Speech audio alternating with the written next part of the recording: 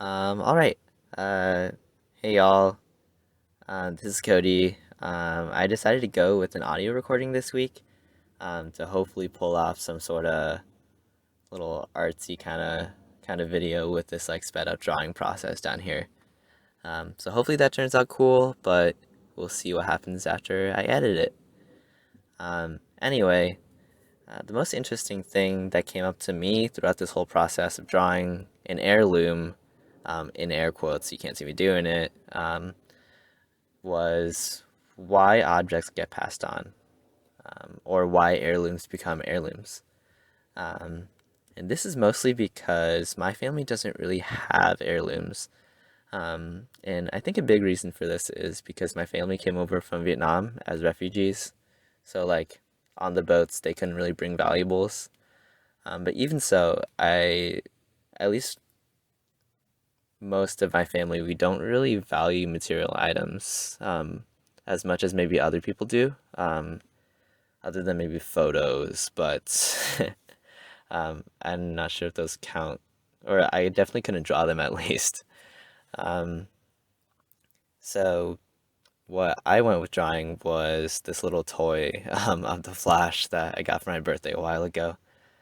And I'm one of those in my family that I guess like cares about items a little bit more. Um, so I did think about why I value this like this little figure so much. Well, maybe it's because my brother gave it to me, or it's just the main character of my favorite TV show. Um, but I don't know. I guess like I carry it around with me everywhere, and this is just um, the more I was drawing, the more I just noticed that it was just a little a little piece of plastic. Um, and I guess other heirlooms might be more valuable or something like that. But I guess the thing with heirlooms, I would think, is that in order for them to be passed down the generations, they'd have to be really special to everyone, down that line. Um, and thinking about my little toy, I don't think it would be really special to my mom, or maybe not special to my kids in the future if they didn't really watch the show, or like I didn't like advertise it to them or something like that. Um, but I don't know. I was thinking more about like with like how this thing wouldn't be really special to my mom or my dad or the rest of my older family members. I thought of like how different our generations are, or our cultural like upbringings, in that they all grew up in Vietnam. Then they came over here. So I'm part of the first generation that was, born here in the States. Um, so I think like the items that they would value back in Vietnam would be a lot different from the kind of items that we value here in America. Um, and I think that might be another reason why we don't have those heirlooms. Um, but I don't know. I guess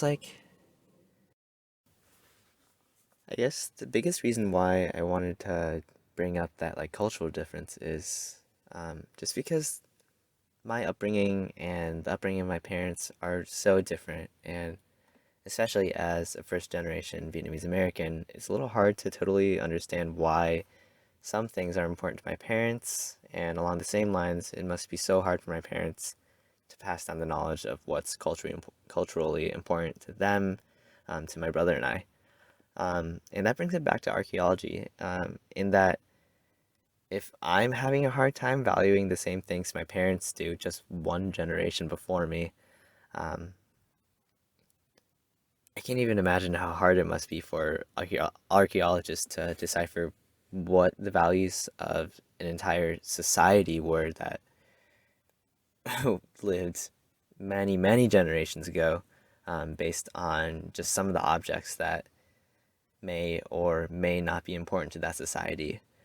Um, and this doesn't include, um, cultures that still have people living today, because, like what I've been talking about a lot, in my previous blog posts, I feel like just like involving them in the research project, or research process would be the best way to sort of like understand there. Um, but for the cultures um, that don't have much left behind, or that a lot of the stuff that they did leave behind have been destroyed, like what we talked about with the Cycladic figures.